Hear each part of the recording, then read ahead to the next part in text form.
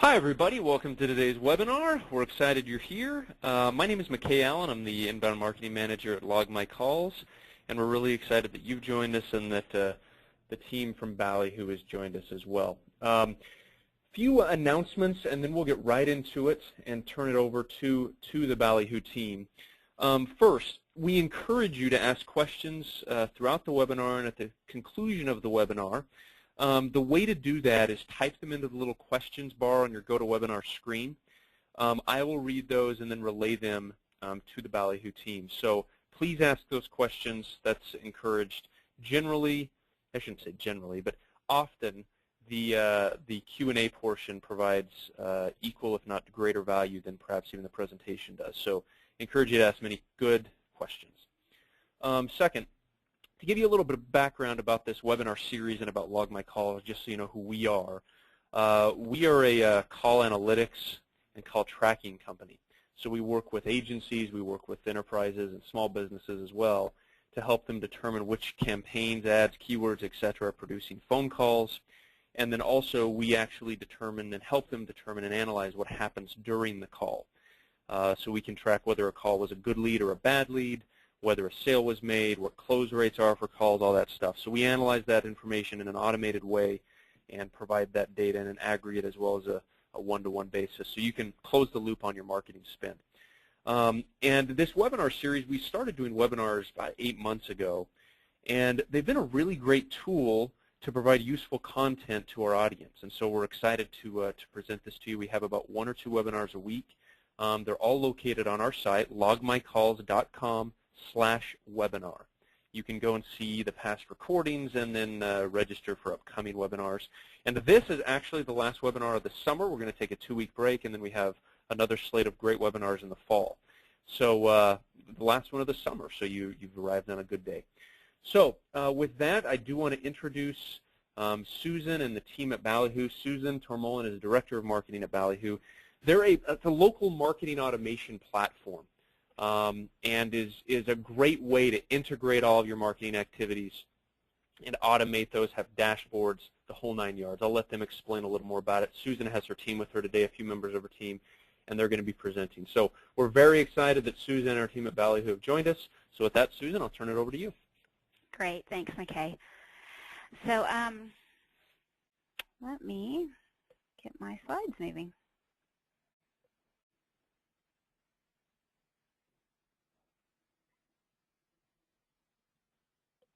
I'm sorry, you're going to have to see some of my screen, it looks like. That looks great, Susan. No worries at all. Oh, no, I'm just trying to get it to move forward, and it doesn't appear to want to move forward.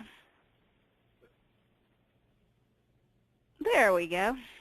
Perfect. All right, so now let's get started. Let me tell you a little bit about Balihoo. Basically, we are a SaaS-based platform, and what we do is we help national brands capture demand at the local level. We're about helping those brands take their really strong strategies and execute it locally. So as you can see, we've got lots of great brands who are our customers, and we're really fortunate to get to work with them. And they're across many industries. You'll see insurance, home goods, retail, healthcare companies here. But the one thing they all have in common is that they rely on a network of local affiliates to sell their products and market their products locally. And when we talk about affiliates, what we mean is channel partners, value-added resellers, agents, franchisees. So as you start to look at all these brands, you can see that the local marketing aspect of their business is very, very important. And I just wanted to set that so that we kind of have a perspective of where we're coming from. I invited some of our marketing experts to join me on the call today because we spoke on this webinar series back in January, and we talked a lot about strategy for local marketing success. And today what we want to do is dig a little deeper into the tactics that are very important when you start doing local marketing. So I asked Alden, who's our technical marketer, to join us, Marcy, who does our email marketing, and Caleb, who is our SEO and digital marketing specialist. And we do marketing for Balihoo, but we also advise our customers. So we have a lot of perspective both from how to market software, but also how all of our customers are marketing. And we wanted to share that with you today. So what we're going to talk about is really digital. Because as consumers start to change the way they investigate products and buy products, they, as we all know, are using digital means. They're sitting in front of the TV set and they have their iPad next to them. They're using their mobile phones as computers. All the time they're digital.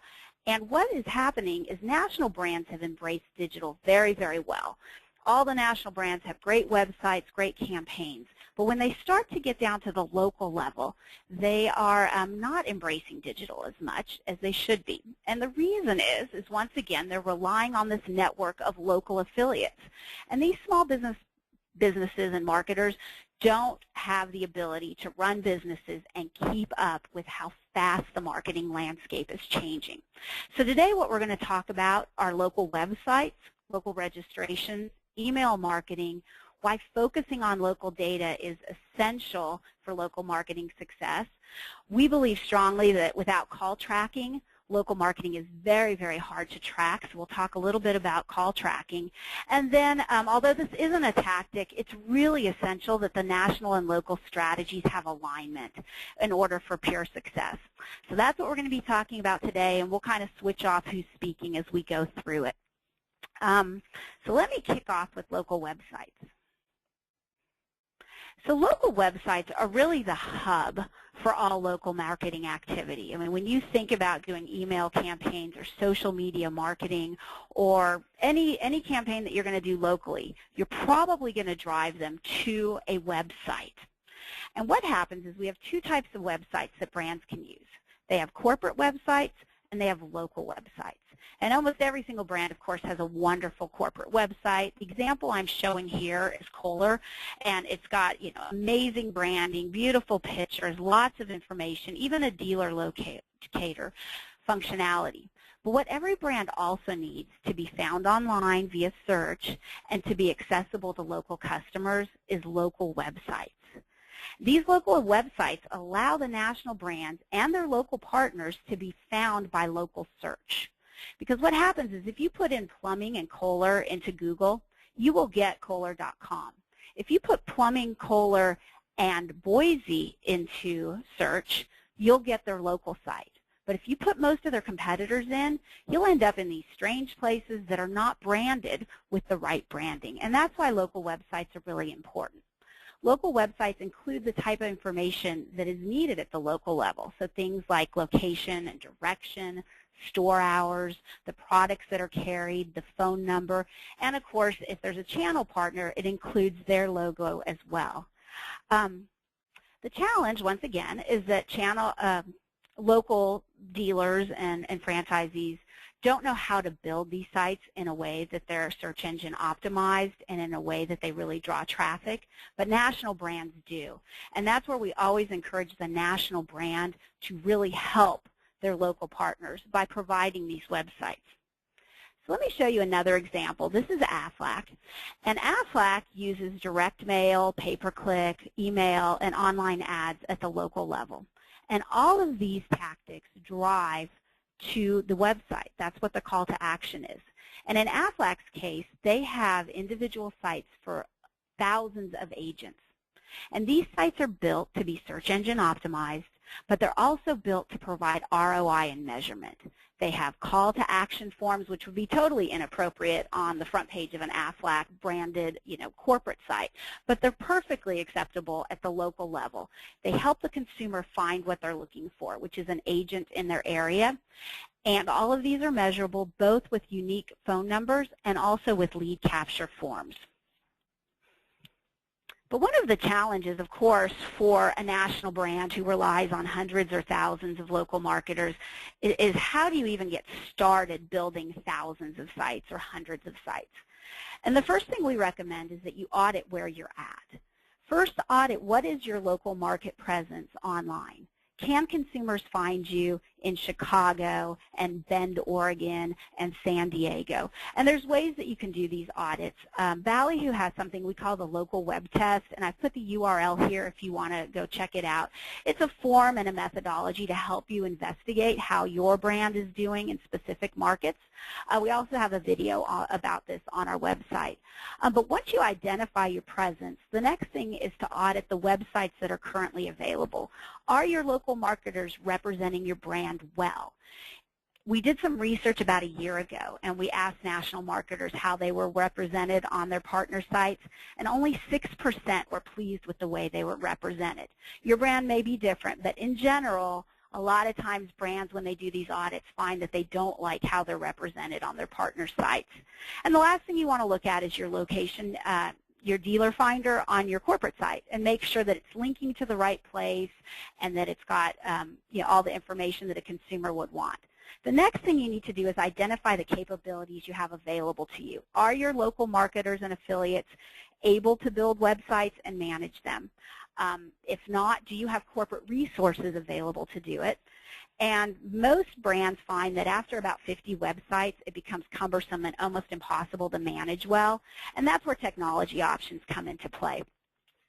So once you have these local websites up and running, the next step, of course, is making sure that people find them. So I'm going to hand off to Caleb, who's going to talk about local registrations. Thanks, Susan.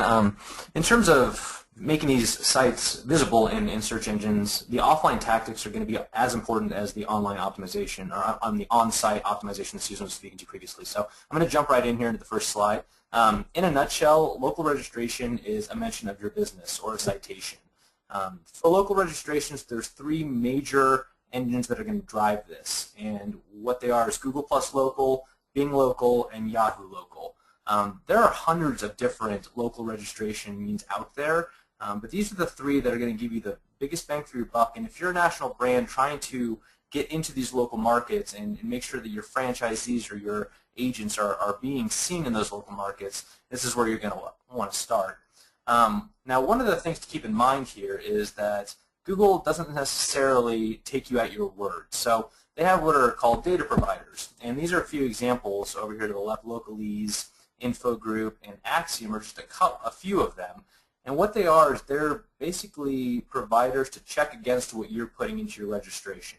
So when you're going into Plus Local and saying, this is my business name, this is my address, this is my phone number, my URL, my photos, my hours, all that different information that you're putting in there, they're checking against these other data providers. They're checking against them, against government entities, white pages, a lot of other sources.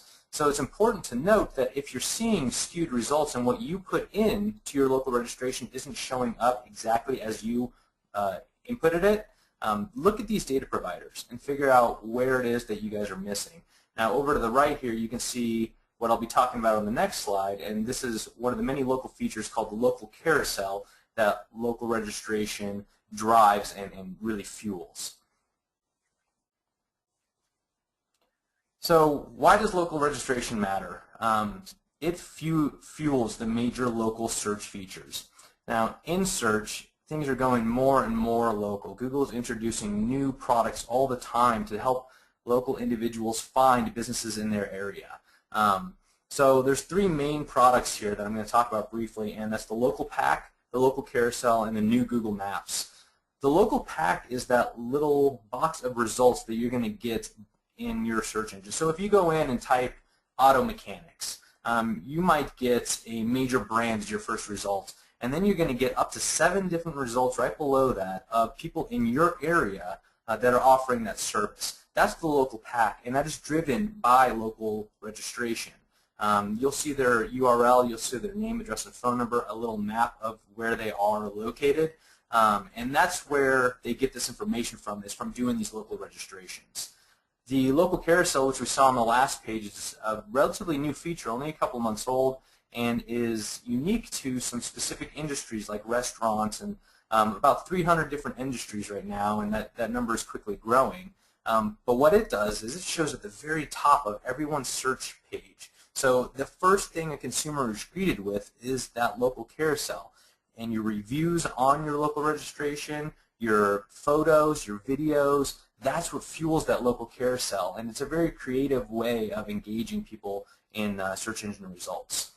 And finally, in my opinion, most importantly, the new Google Maps. So you can see a screenshot here of what the new Google Map UI looks like, and many of you are probably using this, and for you, those of you that are still using the old version, if you remember, along the left-hand side, there used to be just a list of all the businesses. And you could click on them and click more info, and it would take you to a different page. So Google has changed this completely. And I just did a search for beer in my browser was set to Seattle, and this is what came up. So you can see the businesses that have done a good job with the local registration because they are bolded and they have that red dot next to them. When you click that dot, it gives more information about that business.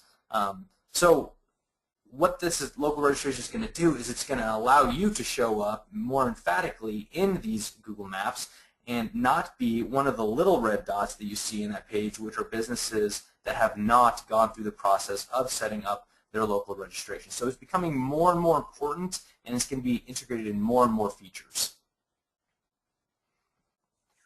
So how and when to get started?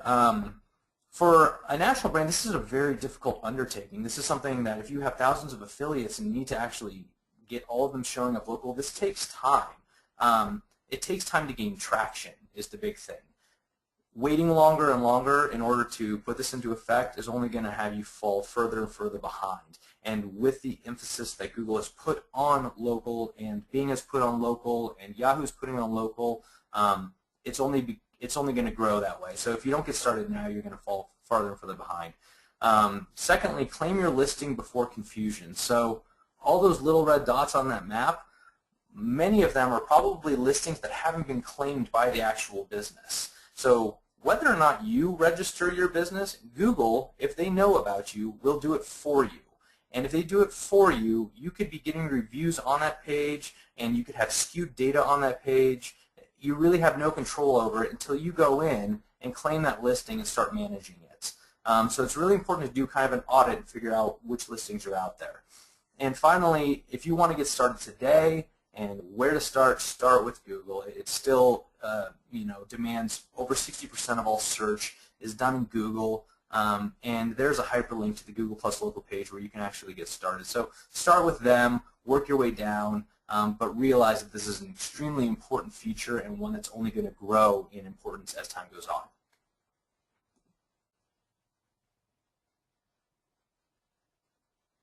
Great. Thanks, Caleb. Okay, so email marketing. What is email marketing? As the name suggests, email marketing is just the use of email for really any marketing communication purpose. In its broadest sense, the term covers just about every email you would ever send to a customer. So when it comes to marketing at the local level, your affiliates are likely, or they should be, utilizing the following basic kinds of email marketing tactics. First, there are your promotional emails. These emails are just exactly what they sound like, emails that your affiliates use to promote their goods and services via promotional offers or by using other incentives. And then there are the customer loyalty emails. These are the customer-only incentive offers that your affiliates should be sending to their local customers. For most brands, these kind of emails are informational and perhaps conversational. And they basically just serve to cement the connection between the customer and your affiliate's location, their staff, and or their products. And finally, there are the association emails, which for local marketing purposes can be utilized to foster a sense of local community and just basically establish a general feeling of connectedness.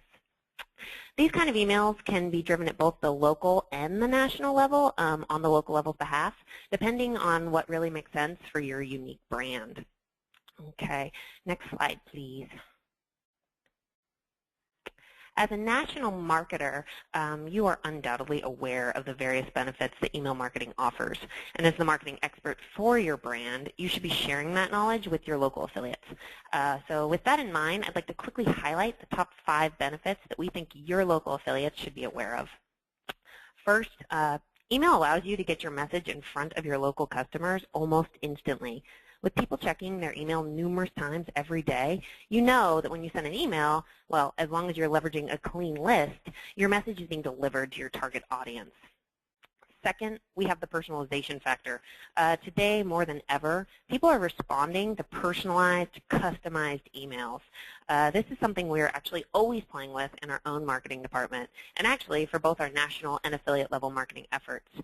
We do so because we've seen some just awesome jumps in open rates by simply adding a first name to the subject line.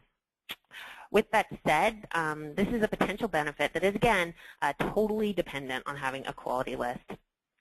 Third, in a word, smartphones. With the widespread use of smartphones, we are all now checking our email everywhere, all day long. And while we all know this because we see it every single day, the tendency seems to be to completely forget it when we're working on building out our email campaigns. So my advice to your local affiliates, don't forget it. Their local customers could very well be right around the corner and pumped to leverage an email coupon or promotional offer just moments after they receive it in their inbox. As a personal example, one of my favorite local froyo places does a great job with this, as does Target, actually. I've received coupons and offers from both via email that have not only pushed me into the store, but through the checkout line. So yeah, leveraging the mobile component that now seems to just be going hand in hand with email is huge. And fourth, okay, social media. Unless you've been living under a rock for the past several years, you know social media is really where it, or rather your customer base, is at. And that's perhaps even more true at the local level than the national. Lastly, we have results. Email metrics are fast, solid, and can be incredibly telling. What's more, the ROI on a well-executed email campaign is simply astounding. If you know the stat provided on the previous slide, for every dollar spent on email, the average return is nearly $45. And that is obviously just pretty awesome. So, okay, next slide, please. Okay, finally, here are just some quick tips that you as a national marketing expert should be sharing with your local affiliates. First, back to the list, get your hands on a quality list and then cultivate it. This is a never-ending task that really may require attention on both the national and local levels. Clean data is imperative and quite honestly priceless. Next, set measurable goals. Goals will allow your local guys to determine what is and isn't working. What's more, goals will really force them to ensure that the tactics that they're running are being run to achieve a specific objective. Next, customize your emails. This can't be overstated. People today appreciate and what's more, respond to being made to feel like their local companies, i.e. your local affiliates locations, not only know them, but value them enough to speak directly to them. And actually, this is really where automized personalization options can come in. With automation, the customization process can happen quickly and really surprisingly easily. And last, analyze, analyze, analyze, and then refine, refine, refine. Our own marketing team consistently runs A/B testing. We test subject lines, graphics, senders, and the list just goes on from there. And then we leverage our findings to improve our future campaigns. The refinement process just really never ends for us. And this process, at the end of the day, is really something that we encourage all of our clients to do alongside of their local affiliates. Yeah, analyze, refine, and repeat. So that about wraps up my hopefully quick and painless pitch on why email marketing should and can be rocking for your affiliate. So taking a couple minutes to talk about data at a local level. One of the recent CMO Council survey reports that came out looking at executives in marketing departments and kind of how they treat their local marketing efforts and what they do with their data. One of the things that was surprising to me when I read through the survey, only 31% of senior marketing executives reported using any kind of customer profiling data to drive campaigns at the local level. So a couple things these days. For brands that aren't using customer profile data, they're really missing out. These days, data is becoming increasingly higher quality. You can purchase data, obtain data about customers that really 5-10 years ago was either impossible to obtain or extremely costly.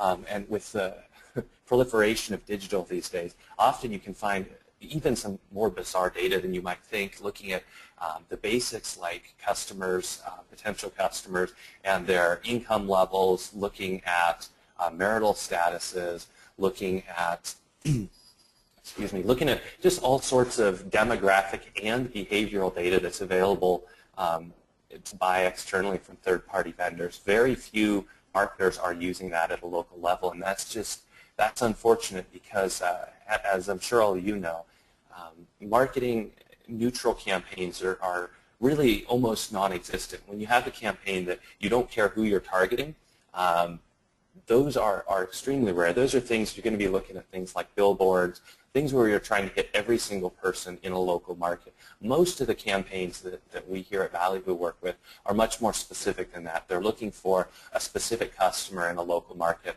an age group, an income status. They're looking maybe at some behavioral type things, people that visit fast food restaurants a certain number of times per month, people with families that are known to attend and spend money at local attractions. Those kind of things are the data that's available that you should be targeting most of your marketing campaigns with to avoid using marketing spend in ways that just aren't going to produce results. One of the things to look at too that's unique to local with this is that your customer behavior is going to be changed. Your customer demographics are going to be changing by the location you're serving. The other major shocking fact that came out of this survey was only 6% of marketing departments work with their IT to bring data in from their local affiliates and to basically unify all their data collection. As I'm sure you guys know, obtaining sufficient sample sizes is often very difficult. When you've got a smaller campaign, perhaps you're only reaching out to a few hundred or a few thousand people, being able to reach the point where you know enough about the results of the campaign to make decisions can often take quite a while of time and quite a bit of money to get there. And often that data that you're paying so much for at a national level and making all these efforts to get those statistics might be available from your local affiliates if you just bother to collect it.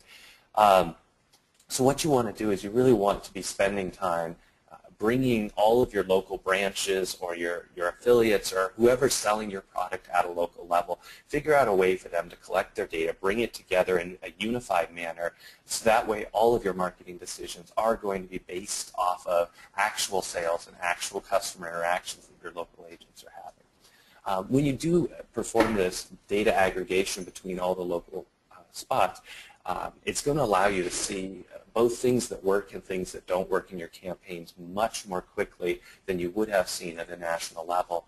In addition to that, there might be some specific data that, due to a particular location, maybe a branch near, say, a college or a university, you might see some different customer behavior at that kind of location than at other locations. And if you're simply performing averages, national averages, looking at overall behavior across the all of your markets, you're going to miss out on seeing that data. And so bringing in each and every local branch and collecting their data is often going to point out maybe some great campaigns that succeeded really well in certain markets, but as a whole were not that successful. But it would be important to obviously take those ones that were successful, figure out the markets, and push them in that.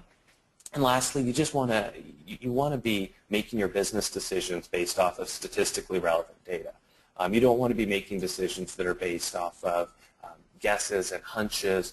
You want to be taking the data that you actually know that is driven by actual sales and actual customer interactions and using that to make your marketing campaign decisions at a local level. So I'd say just with the data must-dos, things you shouldn't be missing out on is the 2 points I'd like to say is collect the data that's already available to your brand. Your brand is having hundreds of thousands of interactions per day, and make sure that you're getting that in your database so that can be driving your marketing decisions. And also spend some time thinking about what pieces of data might be useful to marketing campaigns, maybe that you don't currently have access to, and really spend some time figuring out how you could get that data, what that would look like, and pricing out the costs. I think from my personal experience, you might be surprised about how easy it is to get that kind of data and how much of an increase in your marketing spend that would cause. Next, we're going to talk about call tracking, and obviously everybody who's on this call is somewhat familiar, I would imagine, or interested, or they wouldn't be partnering here or talking to Log My Calls. But if you think about all the things we've talked about, local websites, registrations, email, and even data, call tracking plays into all of that.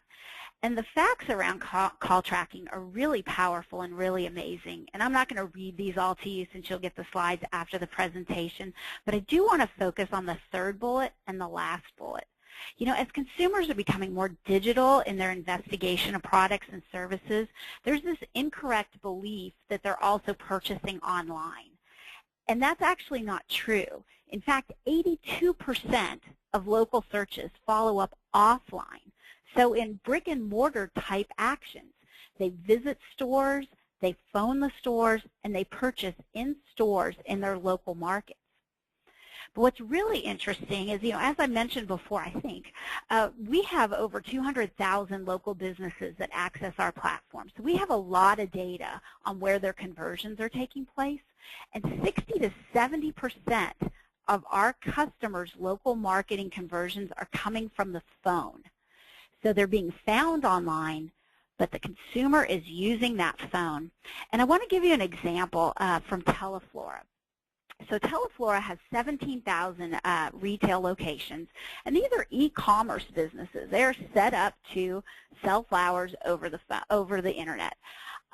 Previously, they were using an FSI marketing effort, and it was really hard for the brand to measure success. They were funding it, but they couldn't really track if it was working or not. And they also found that the traditional media wasn't working in their market, especially as consumers are going online more. So what they decided to do was automate their local pay-per-click program. Now this involved their franchise locations actually opting in and agreeing to participate. They integrated call tracking. They did auto-claiming of local search listings. And they saw over a 300% ROI on their program. So they went from not being able to track any or having difficulty tracking the success to having 300% ROI. And then I want to show you one of the types of charts that they were able to look at. So by automating, they were able to roll up and aggregate all the results at the national brand level. But they were also able to dig down at a region level or a city level or even an individual floral shop level or business. And they were able to track seasonality, obviously. They were able to track interactions and conversions. And what's really interesting is basically for every one online conversion they had 4 phone conversions. And the phone conversions were higher retail value, which if we think about it makes sense. You go online, you see, you know, the Mother's Day special for $39.99 and you buy it. But when you start talking to a live person, maybe they upsold you on a vase, maybe you asked if they could add a balloon or a card, the ticket price goes up. So the telephone is very, very powerful when you're looking at digital marketing at the local level. And although this isn't a tactic, we did want to talk about the importance of real integration with your national and local strategy.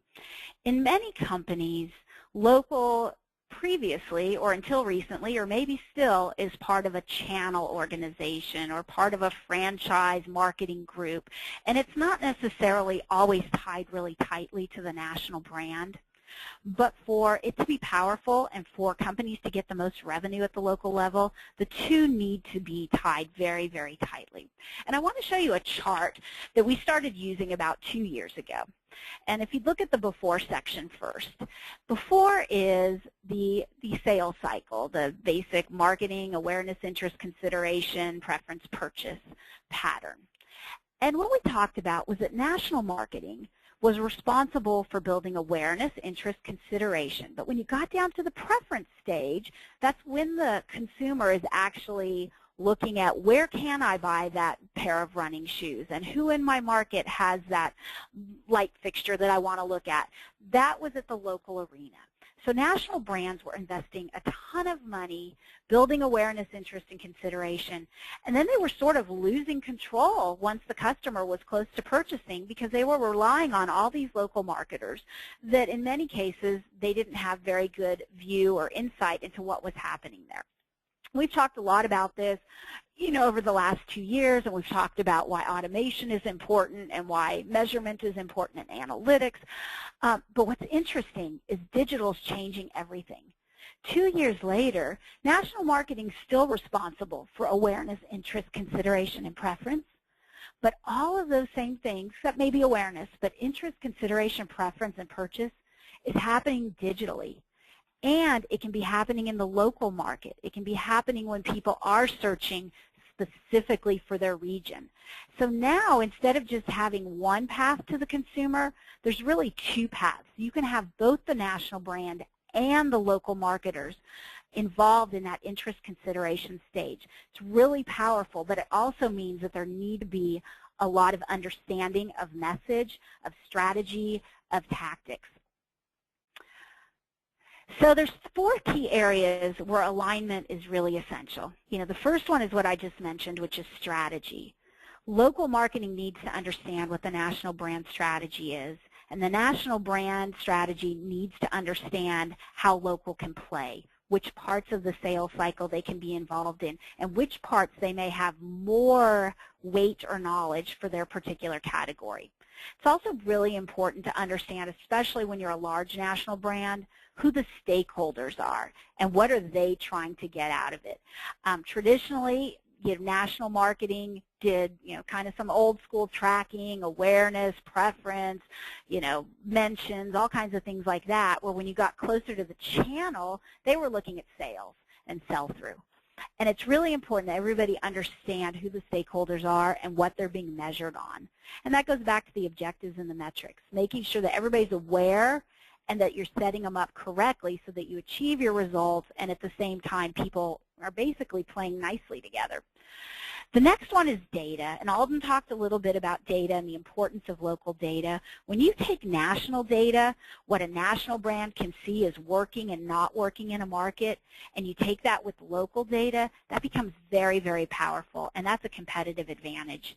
And one of the things, I'll go back to the Teleflora example, that was really interesting is if each florist is spending $300 a month on pay-per-click, it's going to take months for an individual florist to optimize that, to really see trends and be able to do anything with it. But if the national brand can take that $300 a month spend, multiply it times 10,000 franchisees, now you've got numbers that are showing trends, and they're showing trends quickly. And that's where being able to share data on performance as well as customer data becomes very, very important. But it requires processes and systems and security, and it takes some real strategy here as well to use that data. The next part is the tactics. And one of the things that the successful national brands that we see who are doing local marketing really well do is they understand that their brand has the expertise. Local marketers are busy. They're hiring staff, they're cleaning floors, and they're building business, they're building community. They may not have the actual expertise, they probably don't, that the national brand has. So it's important that the national brand share as much as they can and actually do on behalf of their local affiliates as much as they can. But there needs to be a way to take into account local nuances for the local regions to be able to provide feedback, to be able to customize, to be able to use what works right in their market that may not work right in another market. And then the last area for alignment is these analytics. The more you can look at the business as a whole and also down at the store level, the more likely you are to continue to optimize and improve and to see greater ROI results. So in conclusion, local marketing is important, and it's getting more important every single day. Lots of small companies are trying to look like big businesses, and lots of big businesses now need to look local. And you can do that by aligning your national and local strategies. And when you do that, you're reaching the consumer where the consumer wants to be reached. They're finding you when they're ready to buy. You're expanding your brand footprint, and you're increasing your revenue. And Gartner, in one of their reports, said that by 2015, companies that focus on integrated processes for local marketing enablement, and that's, a lot of analysts speak here, but basically national brands who figure out how to do local marketing from a systematic standpoint will increase revenue by 15 to 20%. So if you want to learn more about local marketing or about local marketing automation, we have a pretty comprehensive resource center full of white papers, ebooks, videos, infographics, analyst reports. We encourage you to go visit it and join us there. And if you want to speak specifically about your brand or about what we're doing with some of our customers, I would love to chat with anybody who is in attendance today. So thank you for taking the time and allowing us to be here. Awesome, Susan. Thank you very much, and thanks to your team. We've got a few good questions coming in, so I want to start with that if we can. First, this is, I think, a particularly useful question. So you mentioned a moment ago about how national brands traditionally have tracked maybe more, I don't want to use the word theoretical metrics, but more impression-type metrics, as you mentioned, as opposed to the revenue and the calls. And have you seen a shift in that, A, from the national brand's perspective, and then B, talk about maybe the shift in that generally in the whole marketing context today that we're seeing, where the branding and impressions isn't quite as important as it used to be, and the measurables are becoming more critical. You bet. We are seeing it. I mean, I think with the shift in the economy, of course, every dollar spent has to equate to a sales number, and we see all kinds of modeling now and multi-touch capabilities. So all of our brands are certainly, and we are as well, certainly trying to get to that point. But it's difficult. It's difficult because it's comprehensive, and sometimes digital is easier to measure, which is why a lot of brands are really focusing on digital in the local arena, because until now they had some co-op dollars, they threw them at their vendors, and their vendors were using them to buy golf balls. That didn't give measurable ROI. When you start reallocating those dollars to things that are measurable and powerful, then you can start justifying spend. So we are seeing people definitely, and our brands definitely, taking more of a modeling approach versus a traditional approach. But there still are metrics that need to come into alignment. When you look at a brand that's spending $10 million on an ad campaign, and then you look at a channel marketer who is trying to figure sell-through, those metrics don't always map together. And that's where you have to take into account time lapses as well as how everything kind of rolls downhill. Awesome. And you talked a little earlier, too, about this whole concept of local registration. I believe you mentioned it in context with Google Maps particularly. What if you don't have a brick-and-mortar address? What if you're a realtor or something, and you work out of your, give us an example of how someone who's at a mobile, who is mobile, doesn't have a brick-and-mortar location, quote-unquote, could actually use that and still take advantage of that whole concept. Caleb, do you want to address that one? Yeah, absolutely. So yeah, you absolutely can. So if you don't have a brick-and-mortar address or a physical location, or if you only use a P.O. box, for example, you can't use a P.O. box within local registration. What you can do is still register in there, and there's a service area field that you can use. So it'll basically allow you to set a location from which you work within, and this is the service area, a radius of 25 miles or whatever the case is, that I service. And when you do that, you're still going to be able to rank in that local pack and those other local features, while at the same time not having an actual physical location showing up on a map. But yeah, it's still very much encouraged if you're a local contractor, if you're someone that works out of your home, something along those lines, you're definitely going to want to still do the local registration and use that service area feature. Awesome. Thank you very much. And then I am interested in this as well, and a few people asking questions are, can you give us a sense of precisely how Balihoo, how someone, maybe in a specific use case, someone in charge of marketing at the corporate level, how would they actually use Balihoo? How would they engage with it on a daily basis? What does it do? So yeah, just kind of give us an overview if you can, real quick. Sure. So Balihoo is a software platform. So what we would do is we work with a brand, and the brand has a strategy of how they're going to go to market and who their customer figure that one out in a second. But what they do is they identify which tactics are working best for our local marketing.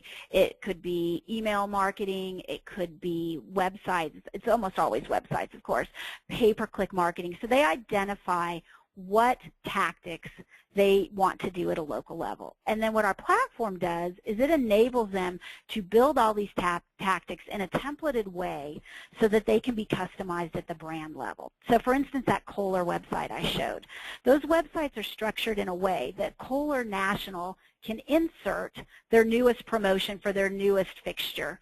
And that would blast with one button basically to 2,000 local websites. Simultaneously, they can upload into our system, and I'm not going into a lot of details about how it works, the specific email creative that supports that campaign. And then what our platform does is it enables the brands to make decisions on how much customization they want to allow their local marketer to have. So some brands historically have put in an ad template, like an ad builder capability. And they've let their brands customize basically all of it. They could pick the promotion and the pricing and the copy and insert all kinds of stuff, though from a data-driven standpoint, the platform enables the location and the name and the phone number and all that stuff to already be there or to be updated quickly. What most of our brands are finding, however, is that the less flexible, the less options they give their local marketers, the more successful it is. Because once again, these local marketers are busy. They don't want to go into a platform and figure out how should I run my media. If the national brand can give them recommendations, they're more inclined to go that way, and they're more likely to participate. So the platform gives the national brand the opportunity to decide how much customization they want. The platform also provides analytics. So the national brand can look at aggregated results for a campaign or for the year, while at the same time allowing that local floral shop to only see the data for their local shop. Did that give a little explanation? That makes perfect sense. Thanks for doing that. And then last question today, as far as it seems like what you're saying is that of course the national brands are going to give recommendations. The local marketers will likely follow those because they're not in many times trained to be marketers in any way. But it seems like the marketing is really the whole focus for you guys, and really what the data is showing is that all this marketing it's really about local. All marketing is becoming local, I guess is my point. Can you just comment on that and then sort of what you're seeing there in terms of a shift about marketing and its hyper localness? I wouldn't say all marketing is becoming local. There will always be a place for national branding, but as technology is changing and as consumers' use of digital is changing, local is becoming more and more important. When you look at the dollars spent in advertising, basic media advertising, the dollars are shifting local, and that's continuing to grow because the capability of reaching customers in local markets is continuing to grow. And as marketers have seen, and as Marcy mentioned, and I think a couple other times we've mentioned, personalization is key. And with digital and with local, you're able to personalize. So local is becoming more important. It's kind of that last frontier, but there will certainly always be a place for national. It's just going to probably involve less marketing spend over, continually over time. That's great. And just to back up something you said earlier about phone calls, I mean, our data shows something very similar that, first of all, this shift to sort of this local concept of marketing is producing more phone calls, number one. And some marketers, I think, bristle at that. They say they're not equipped for all these calls.